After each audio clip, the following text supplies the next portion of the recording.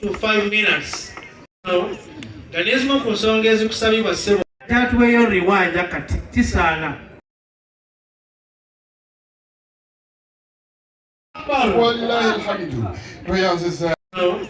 Ganizmo ku nsonga ezikusabibwa ssebo tatuweeyo riwanja kati kisaana. Kyavunaanyizibwa mubeetaaga nnyo ate nabo babeetaaga. Simanyi kye mba nkola. To 5 minutes. Wallahi alhamdu. Kyavunaanyizibwa mubeetaaga nnyo ate nabo babeetaaga. Simanyi kye mba nkola. Ganizmo ku nsonga ezikusabibwa ssebo tatuweeyo riwanja kati kisaana. Kyavunaanyizibwa mubeetaaga nnyo ate nabo babeetaaga. Simanyi kye mba nkola. To 5 minutes. Wallahi alhamdu. أصابك إن ذلك من عزم الأمور ولا تصاعر خدك للناس ولا تمش في الأرض مرحا إن الله لا يحب كل مختال فخور واقصد في مشيك واغضض من صوتك إن أنكر الأصوات لصوت الحمير. وهذا السلام عليكم ورحمة الله. Okweta tate mama sente bazijja mbikajjo bazijja mu manda bazijja mu budaalo butunda obutungule n'ennyaanya ne basobola okubaweerera. Mubakwatira ensonyi, mutukwatira ensonyi, mukole ebyo ebiteekeddwa okuba nga byebikolebwa n'obugambo obwo ya Uganda Muslim Supreme Council. Buli omu alina embeera ezitawuuma naye bwe tuba twegasse bwe tuti tukole byokka ebitugatta twewala okukola ebitwawula kuba twegasse nga buli omu alina embeera ze, buli omu alina enkwata ye y'ebintu, buli omu wabula kye tulina okukola bihusnul ijtimaa'ina tube nga tulongoosa ebigambo bye tukozesa mu bannaffe, tulome kuleeta buzibu na kukalubirira bawangaala naffe kuba obusiraamu bwaffe al ijtihaadu quwwa mahma nakun. Buli lwe tunaabeera awamu bwe tuti amaanyi tujja kuba nago naye bwe tutatatata tujja kuba banafu. Nsaba Allah atuwemu bulungi. Era mu kaseera kano sijja kukozesa bigambo bingi. Abakulembeze ba gavumenti abaliwo, abakulu b'essomero lino bwe tutudde, chairman wa boodi mulabyeko wano, director w'amasomero mangi nnyo, mbadde musaba nti ampeeko limu naye n'agamba gonna akyageetaaga. Akakiiko k'abazadde PTA, abasomesa baffe ab'essomero lino, abayizi baffe alihi wa ashabihi ajmain. Ab'ebitiibwa mwenna abali wano, bakadde baffe, abakulembeze abalungi,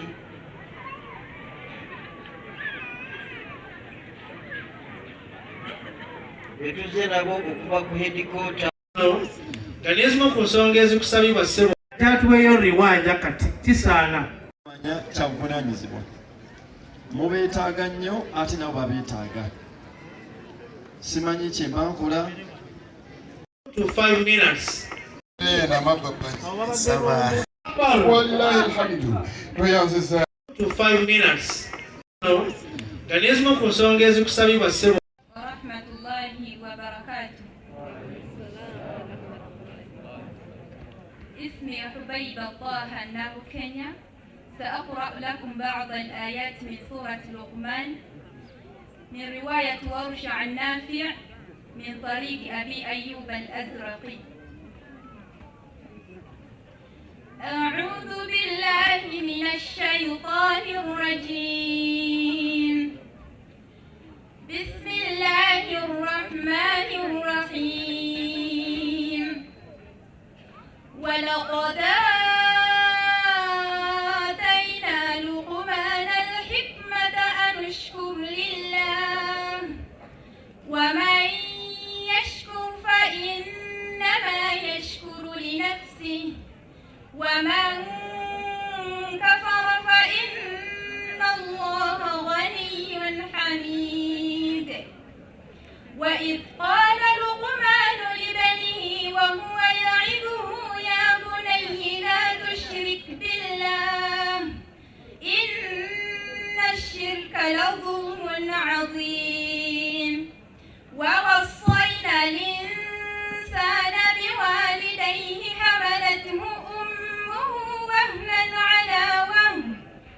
حملته أمه وهنا على وهن وفصاله في عامين أن اشكر لي ولوالديك إلي المصير وإن جاهداك لتشرك بي ما ليس لك به علم فلا تطعهما وصاحبهما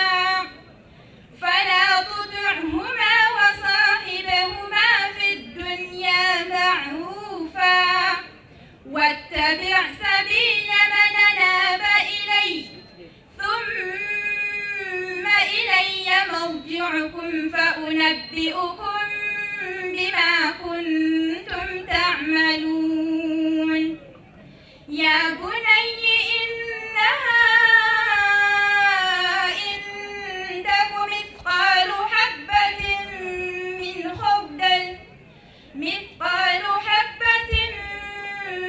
خردل فتكن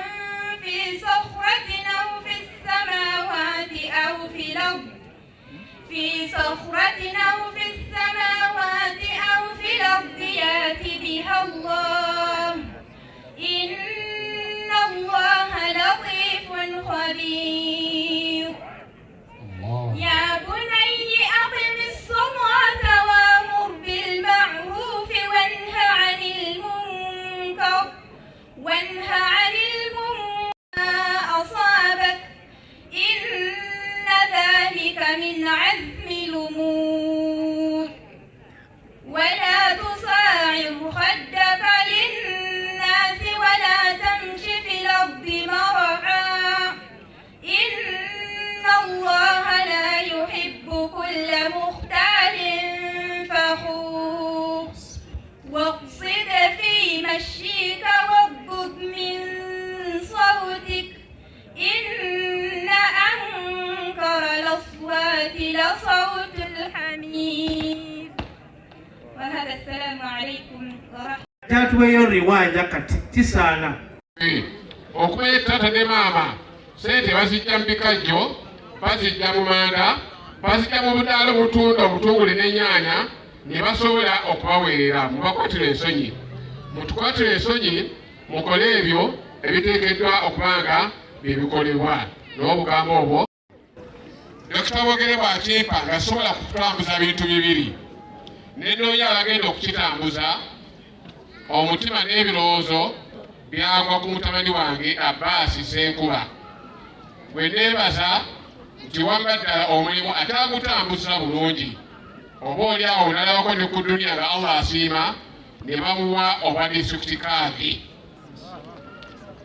teraali olwo nange neetandika Namojjolo Islamic High School emyaka ebiri egiyise naye ne tusigala nga tuli ba mukwano nga the sister schools amasomero gano gakwatagana bulungi Mukono Islamic Secondary School yalina abaana 108 nga COVID tanaba kujja COVID bwahiitinga ebyaliwo ffenna nze naawe twabimanya naye enamba egenze yeyongerako bye tusobodde okukola tusobodde okuteeka empisa mu baana baffe tusobodde abaana nga Haji Ssemakula bwagambye mubeere abaana b'empisa mwogere ku buyivu bwe mulina bwe mujja okufiitinga mu nsi eno tusobodde abaana abo okubateekamu eddiini bwe tugenze ku byenkulaakulana ssebo omugenyi waffe omukulu n'abagenyi tusobodde okugulayo ekifo ekirala nga tukigatta ku kino tugenda kukola kampasi ey'okubiri ate wano nga situvuddeewo n'olwekyo twebaza mukadde waffe yatuwa ekifo kino Dr. Boogere nti weebale nnyo weebale ddala naffe tukusuubiza tujja kutuuka ku ntikko bw'eneeba yakutigula tujja kukisasula kibeere ddala ekyaffe. Twebaza management eya Uganda Muslim Supreme Council wamma gwe tukoze bulungi ebbanga lyonna okulaba nga tutambula ffenna okutambuza ekifo kino. Akatereke katwebaza abazadde mutukoze bulungi okutuwa abaana. Kibi nnyo okubeera n'essomero nga lino nga teririmu baana. Bwema nga mutuwadde abaana ebibala byaffe mujja kubirabako. Twebaza abatali basiraamu nga mutuwadde abaana. Abatali basiraamu mutuwadde ba Margaret bwe bali muno, ba Peter bwe bali muno, mwebale nnyo mwebalire ddala. Kyenja okusembyayo. Nja kusembyayo okwebaza staff n'abasomesa ab'essomero lino mutukoze obulungi obutagambika kubanga obudde tugula reports ng'abaana batambudde bulungi basomye bulungi wamma ddala ne mutukola bulungi kubanga amazima ddala omwana batasoma bulungi essomero liba ligudde omuzadde oba omunyaze n'enkulaakulana tekola ki tebeerawo abayizi abatikkiddwa. Nga n'ezimu ku nsonga ezikusabibwa ssebo tatuweeyo riwanja kati kisaana kyabuvunaanyizibwa mubeetaaga nnyo ate nabo babeetaaga. Simanyi kye mba nkola. to 5 minutes. Wallahi alhamdu. Tuyanziza ya Uganda Muslim Supreme Council. Buli omu alina embeera ezitawuuma naye bwe tuba twegasse bwe tuti tukole byokka ebitugatta twewala okukola ebitwawula. Kuba twegasse nga buli omu alina embeera ze, buli omu alina enkwata ye y'ebintu, buli omu wabula kye tulina okukola bihusnul ijtimaa'ina tube nga tulongoosa ebigambo bye tukozesa mu bannaffe. Tulome kuleeta buzibu na kukalubirira bawangaala naffe. Kuba obusiraamu bwaffe al-ijtihaadu quwwa mahma nakun. Buli lwe tunaabeera awamu bwe tuti amaanyi tujja kuba nago, naye bwe tutatatata tujja kuba banafu. Nsaba Allah atuwemu bulungi. Era mu kaseera kano sijja kukozesa bigambo bingi. Manya kyabuvunaanyizibwa mubeetaaga nnyo ate nabo babeetaaga. Simanyi kye mba nkola. Abalonda abakulembeze soka olaba omukulembeze agenda okukulembera obusiraamu asobola okuteeka mu busiraamu oba tasobola kuteeka mu busiraamu. Batawaanya obusiraamu bugenda obusanga butabanguka lw'abantu ababeerawo okusabiriza n'okulowooza nti obusiraamu bwe buteeka okumulabirira. Obusiraamu ffe tuteeka obulabirira. Kirungi obeere n'eiri mu mutwe ate obeere n'essente eziyamba obuki. So bamashehe abamaliriza okusoma meseji yange ne bamaseeka balala mwenna basaba tukole.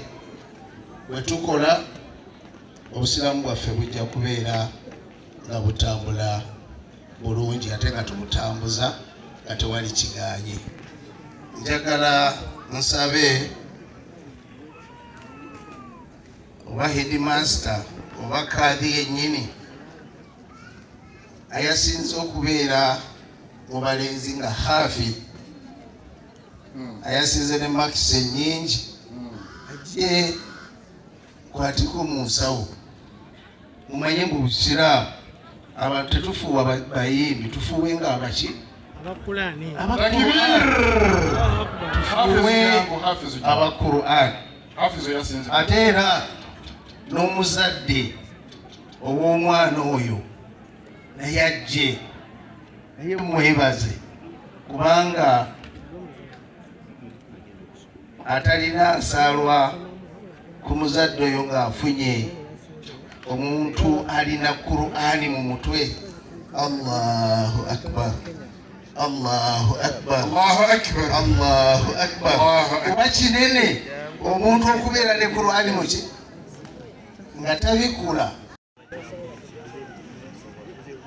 Ndi chairman w'obusiraamu disitulikiti y'e Mukono ate era nga nze CEO wa Hill Water ate era ne Hana Water. Olwaleero nina omukisa munene okubeera nga ndi mu kifo kino ate era ng'ekifo kino kyendimu kya muganda wange acting district kadhi wa Mukono nga nkola naye emirimu gy'obusiraamu mu disitulikiti ye. Njagala kusooka kuyozaayoza ssebo kadhi olw'ekyengera Allah kyakuwadde ekyabamanyi atali omu abatali babiri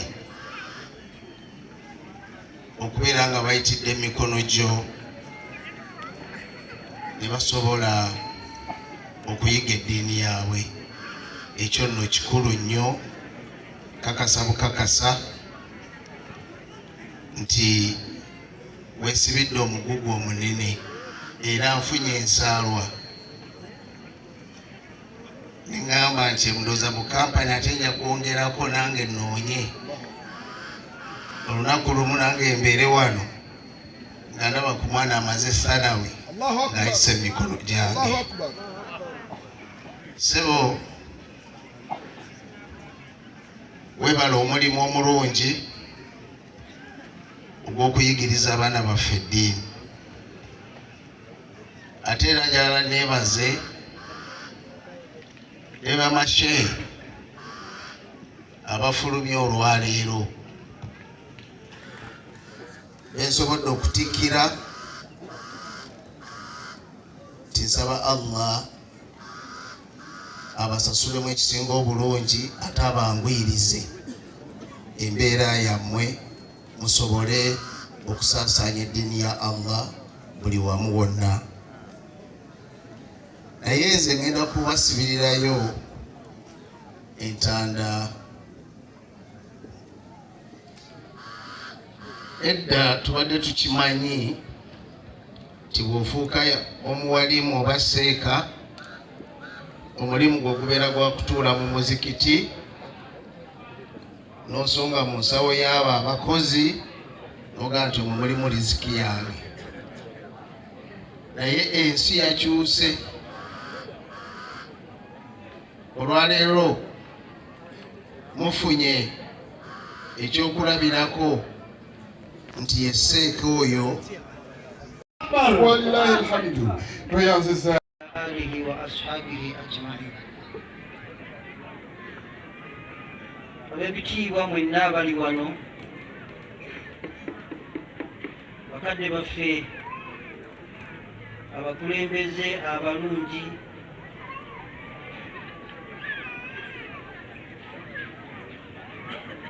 betuze nabo okuva ku hedikota wano, abakulembeze ba gavumenti abaliwo, abakulu b'essomero lino bwe tutudde, chairman wa boodi mulabyeko wano, director w'amasomero mangi nnyo, mbadde musaba nti ampeeko limu naye n'agamba gonna akyageetaaga. Akakiiko k'abazadde PTA, abasomesa baffe ab'essomero lino, abayizi baffe abazadde ffenna. Mufti agamba nti okusoma kikulu nnyo, okusoma kya bbeeyi nnyo, okusoma kyekisumuluzo ky'okutuuka ku buwanguzi. Era n'agamba nti omuntu yenna bw'akuwa okusoma oba bw'akuyambako n'osoma, abatakuwadde ekyennyanja nti olye osanyukemu onyumirwe okomaawo enkya olye ebijanjaalo, wabula abeera akuwadde eddobo ogende mu nnyanja, bw'ofuna ekyaleero n'okirya, n'ekeero ddeyo ofuna ekirala, n'ekeero ddeyo ofuna eki. Bw'atyo Mufti bw'agamba nti okusoma lyekkubo lyokka linatuuka kukulaakulana n'obuwanguzi. N'olwekyo asapootinga Mufti w'eggwanga lino, awagira nnyo abatandisi b'amasomero nga gano. Mukkirize neebaze ba directors abatandikawo essomero lino.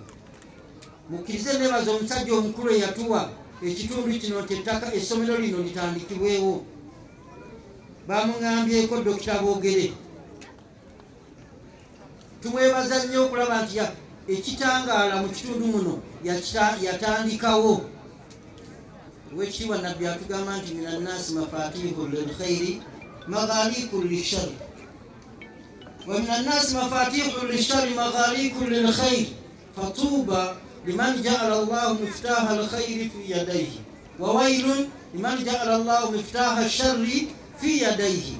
Yesinye omuntu eyawaayo ettaka lino abaana basome Qur'an, abaana basome eddiini. Mu nsi muno mulimu abantu babika bibiri. Mulimu omuntu wa Allah yamukwasa ekisumuluzo ky'ebirungi, atandikawo bintu birungi byereere, atandikawo nkulaakulana, atandikawo bantu kwegatta, ate ebibi abijjawo. Baimamu baffe abato riwaya ngezo nga mulina nnyingi, naye muswala musome Qur'ani riwaya bakadde baffe bajjajja gye bamanyi gye bamanyira. Ensonga ey'okubiri ku baana abawala, omuntu yalibadde mu mutwe gwe yeebuuza ebibuuzo nga bino: lwaki omwana wange omuwala yalikutte Qur'an ate riwaya ngezo ez'enjawulo? Omuwala tagenda kusoma, tagenda kufuuka imaamu, tagenda kusaaza abantu oba juma oba talawiya. Omwana omuwala yeetaaga Qur'ani. Yalimaze obudde ng'akwata Qur'ani agimaleko okuva ku Al-Fatiha mpaka ku Naasi. Omuwala agyetaaga. Buli omu ayinza okuba ne ansi eyiye, naye abazadde mukkirize nti omuwala yeetaaga Qur'an ng'omulenzi bw'agyetaaga, wadde tagenda kubeera imaamu. Olw'ensonga nnyingi nnyo naye ngenda kuwaayo ensonga 2 oba 3. Ensonga esooka, bwe tubeera tusoma Qur'an ffenna tukkiriza tufuna empeera. Omulenzi bw'ogisoma ofuna empeera, n'omuwala bw'asoma Qur'an afuna ki? Hadisi ez'enjawulo omulimu egamba nti man qara'a harfan min kitaabillahi kaana lahu 10 amthaliha. Buli harfu gy'osoma ofuna ki? Empeera 10. La aqulu alif lam mim harfun walakin alifun harfun wa lamun harfun wa mimun. Buli harfu gy'ofuna ofuna empeera mmeka? Kati n'omuwala bw'aba akutte Qur'ani bw'atandika okusoma bw'ati, ezo empeera naye azeetaaga, si z'abalenzi bokka. Si bwe kiri? Yuqaalu yawmu alqiyama liqaari'i alqur'an. Nabbi atugamba nti ku lunaku lw'enkomerero nga tuyingidde ejjana bajja kugamba eyasoma amanyi okusoma Qur'an, iqra warattil kama kunta turattil fi dduniya fa inna manzilaka fi akhiri ayatin taqra'uha. Allah agenda kuwa omukisa amanyi okusoma ku Qur'an, amugambe nti kale tandika, soma nga bwe wagisomanga mu nsi